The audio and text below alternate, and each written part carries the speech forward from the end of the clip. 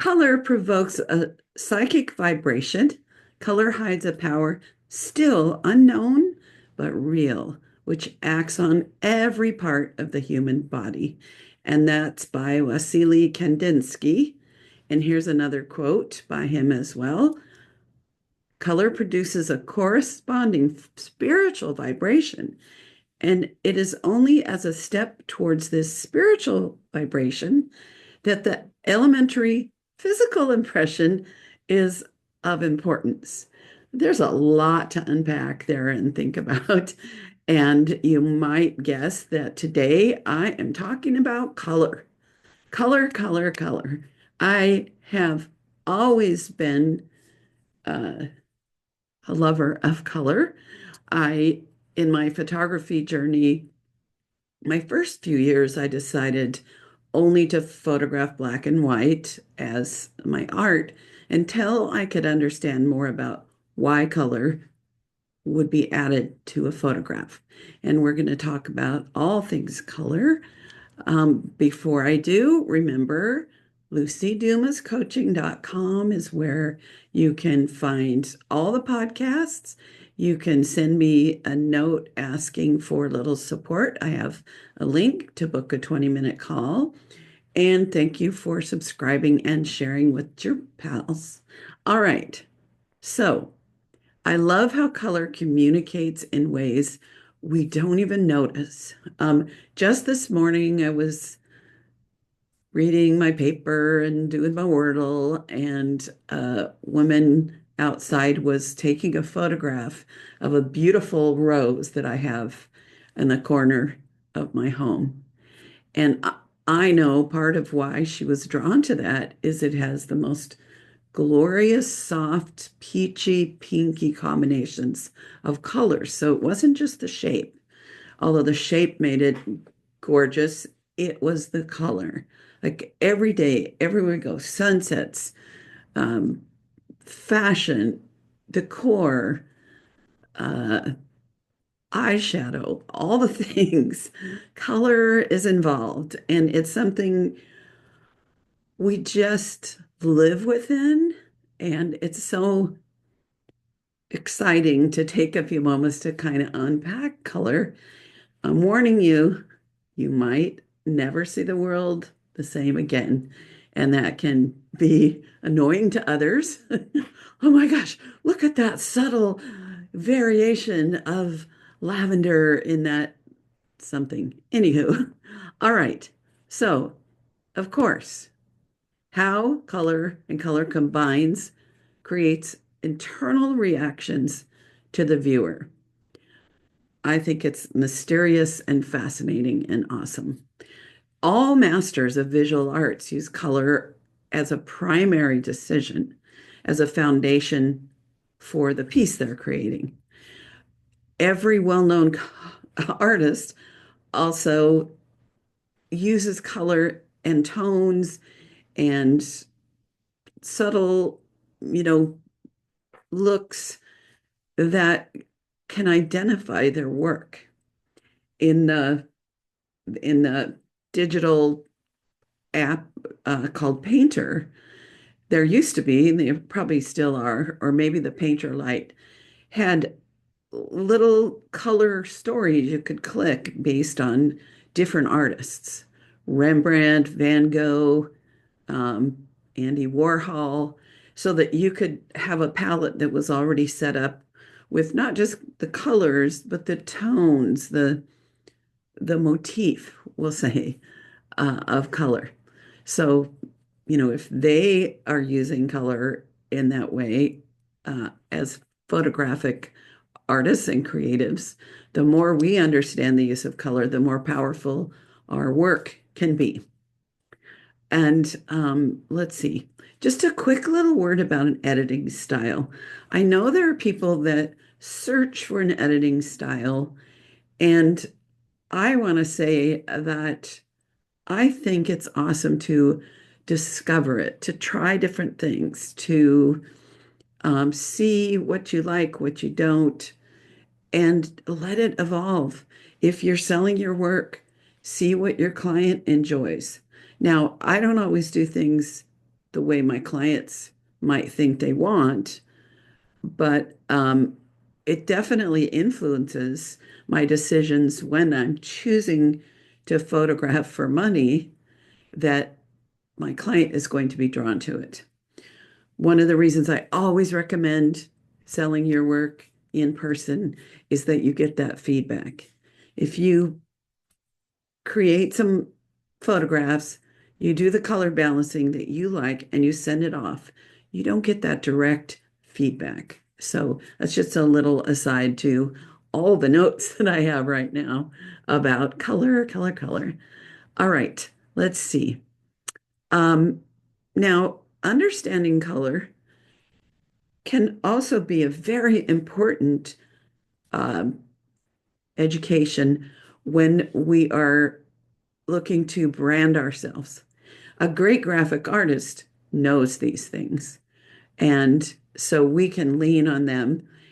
A way to define a great graphic artist or discover whether someone is really skilled at the branding aspect is to find out what they know about color harmony and contrast and tones and how different colors communicate. For example, most fast food restaurants use bright colors, both in their logos, in their ads, in their decor. If you think about McDonald's and Jack in the Box, they're primary bright colors. Now, if you go to, let's say, the next level, like Olive Garden or Applebee's, the colors are more subtle. They still are using strong um, color statements, but they're not as bright. They're communicating that this is a place you can hang out, um, that is up leveled from fast food. And then if you think about restaurants that are very high end, their logos and their subtle use of design in everything they do communicates that this is luxury and that it may be pricey and worth it. So when we're looking at branding ourselves, if you're wanting to do a volume business, let's say doing pets, and you're going to, like my friend Richie, they go into stores and different things and do volume photography of pets that people love. And I'm not certain, but I'm willing to bet that his advertisements and his logo on that are probably pretty bright. So anyway, so that's like a practical thing to understand from a marketing standpoint. So how can we use color in our photography? It can do so many things. It can, number one, guide the viewer's eye and create emphasis. Right now, I'm working with an image of a great friend of mine who took a picture of her husband in Slot Canyon, and he's very small, and the canyon is very large. And so, because it's orange, the colors of the canyon, I'm working on putting his clothing into, rather than what he was wearing, which was also an orange shirt, changing it to a blue, which is opposite on the color wheel. And when I do that, my eye is able to find him in there. So, that's one thing. We can also set a mood. So if you think about uh, the colors of the sunset, whether you're including a sunset or if it's something else, but you're using those soft colors, it gives you a certain mood. If you're doing um, colors that you want to be edgy, you might do like sharper shades of cool colors. Um, Okay, so there's that. It evokes emotion. So mood and emotion, I'm not sure how different they are, but um, You think about how you feel when there's soft pastels versus bold reds. Uh, when picking colors for my house uh, last year, I'm a nightmare for painters because finding just the shade that makes me feel what I want to feel is not easy. I must have tried 25 or 30 colors or blends of colors or adding a little white or a little gray until I hit on a color. It's blue, and sometimes it looks gray, sometimes it looks blue, sometimes it's soft, sometimes it's colorful. Um, and then we did a pop of yellow, which is opposite on the color wheel-ish. Orange is actually the exact opposite of blue, but yellow, the right shade of yellow that doesn't look like um, banana Laffy Taffy or a lemon, or, I went through a lot of shades of that. And that's because I'm very sensitive to color. You quite possibly are as well, because if you're listening to this, you're a photographer or an artist, most likely. So if something is right for me, right meaning every time I look at it, I'm going to enjoy it, that is what I'm looking for. If it's always going to feel a little off, I just, I'm always going to wish I had it different. So it's all about feeling and mood. All right. Going back to branding, it can communicate how professional or how luxurious our brand feels. So think on these. All right. So I've got one, two, three, four, five different chapters to my talk today. Uh, Chapter one, how color is a powerful tool to communicate. We've already touched on that. Um, so it's similar to like a writer. Our use as visual artists of color are similar to things that writers use. And because I'm not a writer, I can't really spell it out, but um, different authors have different ways of putting words on a paper to tell a story and give us uh, their world in a way they want us to know. So, a very revolutionary book was The Color Purple. Her style of writing was something no one had ever seen before.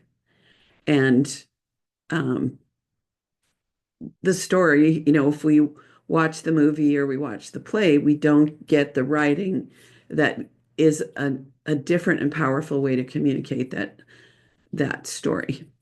All right, let's see. So the feelings that sound gives us, qualities of sound, uh, do the same thing. And any musician knows, there's these fancy Italian words, and I didn't look them up, so I'm not going to try to fake them. But I was in choir for quite a few years. It's an amazing gospel choir, and the difference that the director would get from us at times when he'd say, "Now sing this like this," it was, you know, it would elevate what we were singing. So, anyway, color does the same thing uh, that a lot of the other tools of other artists do. So, as I said, it gives us feelings: power, peacefulness, agitation, even a little discomfort. And if we want to create that, we need to know how to use our tools. Color can also affect our understanding of the time period or the culture, the decade, the what do you call it? Is it rich? Is it poor? Is it rural? All of those things can be impacted silently with color. When you think about, like, I have some friends that do pinup photography, and they want it to feel reminiscent of the 40s pinup girls. And so, in addition to lighting and composition and clothing, which the clothing is carefully selected for the color, how they color balance to have it reminiscent of that other era communicates so much. So fun to think of that. If you think about movies and TV shows, they all have a motif, at least good ones, um, that communicate how the filmmaker wants us to feel. Like Severance. I don't know if anyone else is a Severance fan out there. I'm sure you are. But I started noticing that the um, authoritarian people, the people in charge, everything was blue, blue, blue, blue clothing, blue um, things, blue pens, blue walkways, and kind of an aqua green represented the workers. And then they would throw in a pop of red. And if you watch that with the sound off, or you might fast forward, freeze, you're going to see the most, besides the composition is incredible, but the color story is amazing. The Godfather, I can almost see in my mind's eye the color tones of The Godfather. Bonnie and Clyde, uh, another one that I absolutely loved and I studied what they did was Oh Brother, Where Art There? And what they did is they desaturated certain tones. And it looked like it was during the Depression in Mississippi, which of course it wasn't filmed then. All right, on to number two. Um, Basic color knowledge. So you might be like, I know all this stuff, but it never hurts to have it repeated. And the other day I saw, I don't know, there was something on TV that just had the three primary colors, red, blue, and yellow. And I realized, you know what? All color is a combination of those with white or black. And maybe even someone that really knows their stuff might say it's only black or it's only white because, they're the absence of one is the presence of another. But I'm going to say, like, if I was painting and I had little tubes, I might pick a black or a white and those three colors. And I'm pretty good at this. I could make almost any color you want me to match with that. All right. So those are primary colors. Now, secondary colors, green, orange, and purple, are combinations of those three primary colors. So, as you learned in, I don't know, second grade maybe, red and yellow make orange, blue and yellow make green, red and blue make purple. And then there are what they call tertiary colors, which are the in-betweens, like a blue-green, we might call it aqua, a red-violet, which you might, what would we call red-violet? I don't know. I don't want to think too hard. Um, or an orangey yellow. Uh, so primary, secondary, tertiary. Then in, let's say maybe it was a fourth or fifth grade, I learned about complementary colors, analogous colors, triadic colors, and even monochrome colors. So complementary colors are opposites on the color wheel. And when they're truly complementary, they also have the same lightness or darkness value, the same gray mix in there. So the photograph of my friend's husband, I tried to pick a blue for his shirt that was the exact opposite of the rusty walls of the it's Slot Canyon. So that's complementary colors, like a red and a green. Those are opposite on a color wheel. All right. Analogous colors are neighbors, like blue and green together. or red and orange together. That creates a calming effect, a neutral, sort of cohesive look. And going back to complementary, because I skipped this part, high contrast, boldness, eye-catching, those are the things that when we include the contrasting colors in our art, those are some of the feelings that people will feel. Okay, triad colors are evenly spaced on the wheel. A really strong example of that, and I hope I'm right in that, is Mardi Gras colors, because they have purple and green and yellow. I'm not going to pause and check that out. So if I'm wrong, it's okay with me.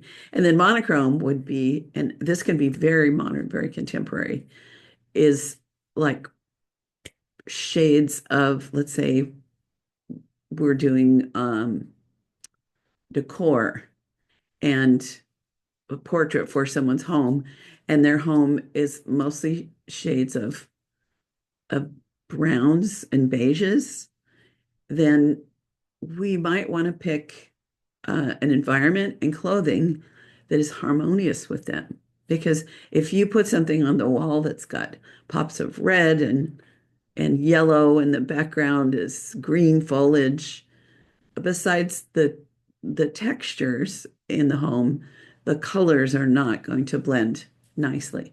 It may be gorgeous, but I love designing photographic art that also sits very nicely in someone's environment. So it's part of the story of their decor. All right, so we're on to number three.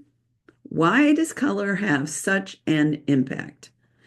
So if you go back to my original quote, um, this explanation is a little less spiritual and vibrational, but it is the same thing. So our brains are wired to respond emotionally to color. Warm tones like reds and yellows feel energetic and bold. Cool tones, blue tones, evoke a sense of calm and peace. Saturated colors scream, "Look at me." Muted tones feel nostalgic, timeless, moody. So, as photographers, we can use color to direct the eye where we want. We can set the emotional tone of the image, and we can create consistency in our work. I've never had like, this is my style. I always use these two backgrounds and this design, and it's always in the studio or it's always somewhere. I love variety. And yet people say that they can recognize my work. Now, I know a lot of it is the way that I use light, and probably I have an editing style. I think it's rather saturated and on the cool side, but I love a peaches and cream skin tone. But it also has to do with the the colors in general that I probably am drawn to in my work, in my backgrounds, in the clothing, something. All right. So we can also, as I've already mentioned, we can set the emotional tone. So if now, again, colors in our work can also affect whether an image feels like it's worth investing well or a kind of a fun, inexpensive something. So I would find it more difficult to sell a wall portrait with kids in primary colors. Let's say high key white background, wearing reds and blues and greens, and having toys or chairs in those same colors. Unless it's going to go somewhere in their home, like maybe the children's playroom or something that already has bright colors, because it doesn't feel as subtly timeless. Um, So when I'm working with families, the clothing consultation to be something, I'm always going for solid colors.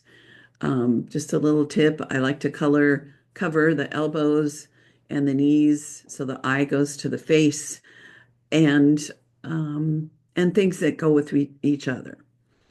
Uh, we also want to be careful that there isn't, let's say, there's shades of purple, which is a really hard group of colors to pick and use. But let's say everyone has soft lavender, and then someone has a bright purpley purple shirt on. Even though they're the same color, we've got a problem because the eye will go to the contrast, the color that is the strongest or the most different. All right. So use of color also creates that consistency in our work, which is huge for marketing and for client attraction.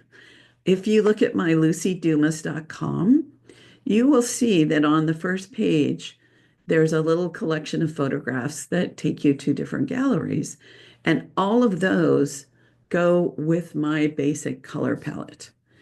Um, and I did that intentionally. So using those mindfully in all the ways is very powerful way to communicate. Oh, okay, take a breath. Sometimes on these solos I get like or I get too sleepy, but today I'm a little wound up. All right, number 4. How can we use this in our paid work?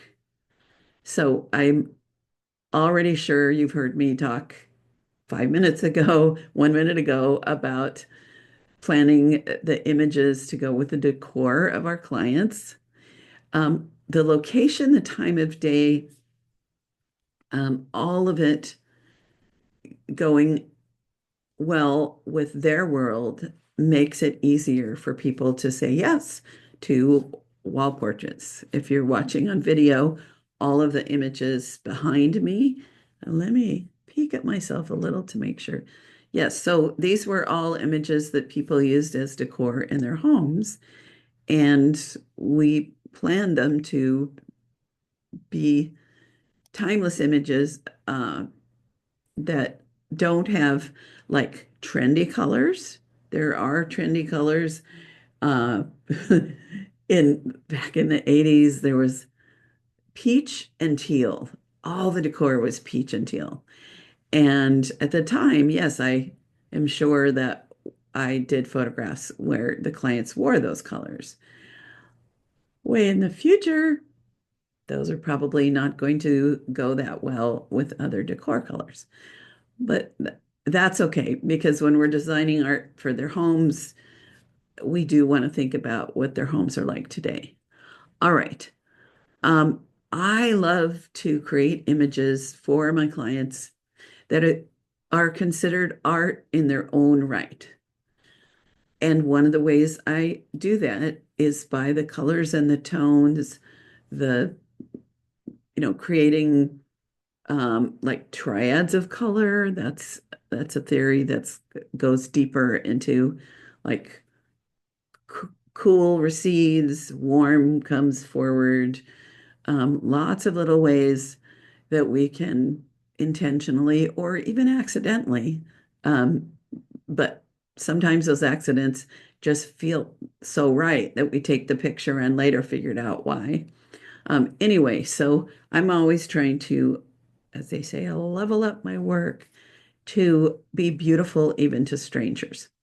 Now, if you're someone entering in print competition and you're either shooting for competition or you're selecting art to enter in the photographic competitions, your local, your national, state, all the things, having the understanding of the use of color and either then using it when you're creating the photograph, or if you're looking at, let's say, 20 images that you really like of your work, thinking about, okay, which ones have that strong color use as well.